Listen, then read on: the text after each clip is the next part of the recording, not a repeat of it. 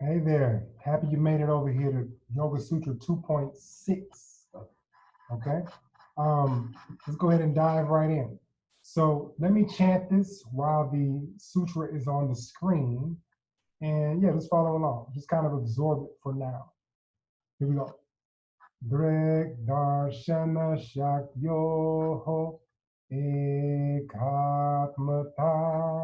eva asmita. All right.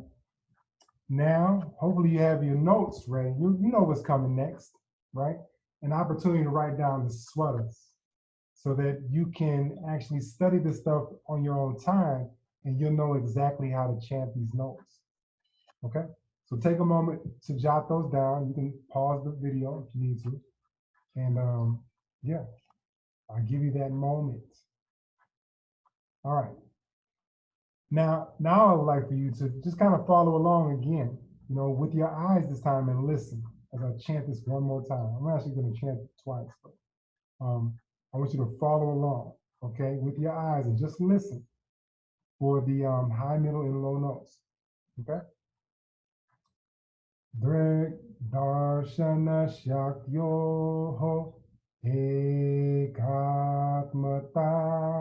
eva asmita. All right. Hopefully you had a chance to also jot those down. I'm going to move to the next slide. All right. This time, I'm going to ask that you chant along with me to the best of your ability. You don't have to be proficient or well polished. You don't have to be a pro right now, but start to practice so that it can start to infuse into your flesh on a cellular level. Make this a part of you, who you are. In the flesh, I'm talking about literally who you are. All right, anyway, you ready? Let's do it. Drik darshana shakyoho ekatmata eva asmita. Let's do it one more time. Ready, set? Here we go. Drik darshana shakyoho ekatmata eva asmita. Man, gotta love this stuff. All right, let's check out what these words mean so that we can then interpret what the whole sutra means. Okay, so drik. All right, so this is a word, you'll see drik and darshan, you'll see all kinds of different forms of similar looking words and they have slightly different meanings. Okay, but when you see the D and the R with the retroflex beneath it and the K, that means pure awareness, the seer, right? There's a part of you that's just looking out at the world, okay? It doesn't have a thought. All it does is observe. It's the seer, it's the witness, the perceiver. It's looking through the lens of the mind and just seeing what it sees, okay? Drik. Darshana.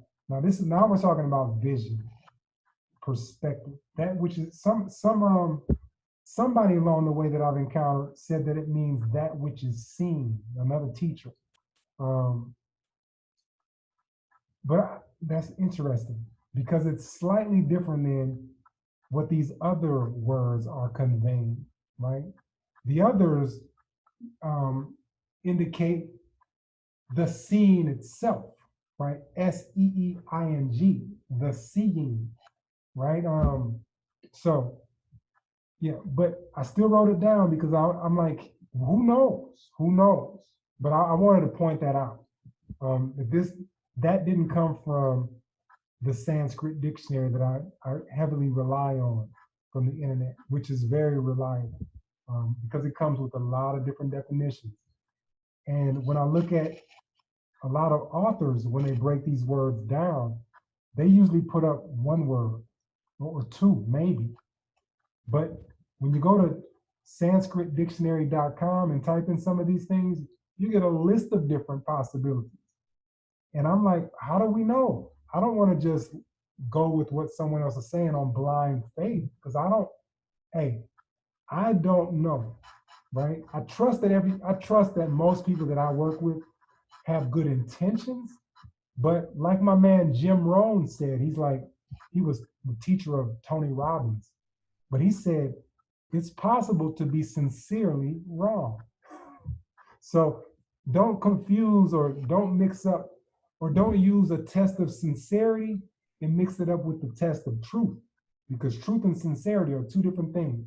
And we know a lot of impassioned people who speak about things with like sincerity, but they could be sincerely wrong. And even though they mean well, I'm always watching and thinking for myself, because the way I think and the way I see and the things I learn are my responsibility, no one else's, right? And you should feel the same way about you. Okay, so anyway, Drik Darshana, then Shaktyoho. Shaktyoho, this means power or capacity. Most often I see this word translated as power, straight up. So when we look at that first transliterated piece right there, Drik Darshana Shaktyoho, now we're combining all those together, all right? So pure awareness, the seer, vision, seeing itself, looking, and the power to see and look, right? That's what that's representing right there. And then we have Eka Mata. Eka Mata. Eka means one, right? Even when you count in Sanskrit, when you see the very first number is Eka. Okay, so that means one. But it could also mean one by one. There are certain situations where you got to look at the context of what's being said, and they're not counting, but they're saying something else. Okay, Atma. You saw this on the previous sutra. Atma is the self, the seer, right? That central part of you. That's just checking things out. Then we have Mata. Mata means nature. But when you look at this word as a whole, Ekat Mata means having the same nature. Now, having the same nature, what is having the same nature? The previous part that we just covered, Drik Darshana Shaktyoho, right? Having the same nature. Asmita, right? Which is where we'll go last. And I'll come, oops, I didn't mean to go that far. Asmita, we've already covered what it means, the lower ego, the I amness, right? The who we think we are, right?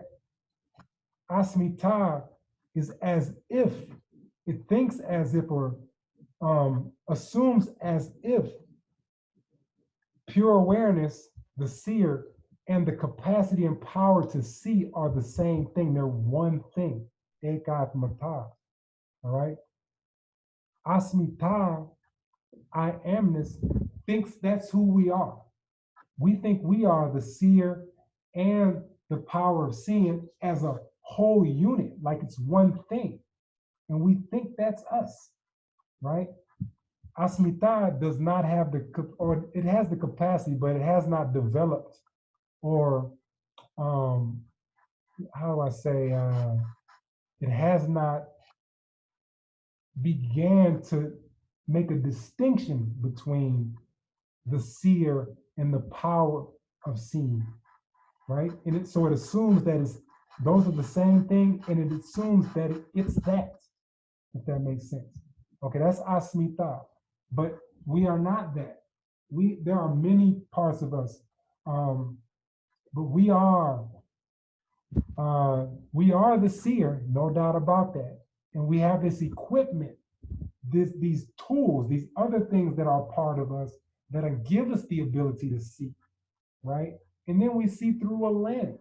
Right? There are many different layers to this, and they are not the same thing. They are different.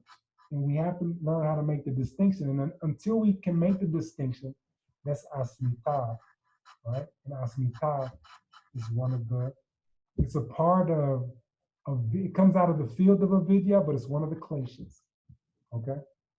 So how do I interpret this whole sutra? How would I put it into my own words? Well, at the time that I wrote this down in my own words, I said asmita is to incorrectly identify the perceiver and the power of perception as one and think that's who you are. Okay, now go to your workbook and check out how those other 7 authors explain the sutra or articulate, try to express this sutra. Okay, and then take some time to think about how would you put this sutra into your own words now that you know what the individual words mean. All right, that does it for this sutra. I'm going to go ahead and close this one out, and I'll see you on the next video. Until then, take really good care of yourself. Love you. Peace.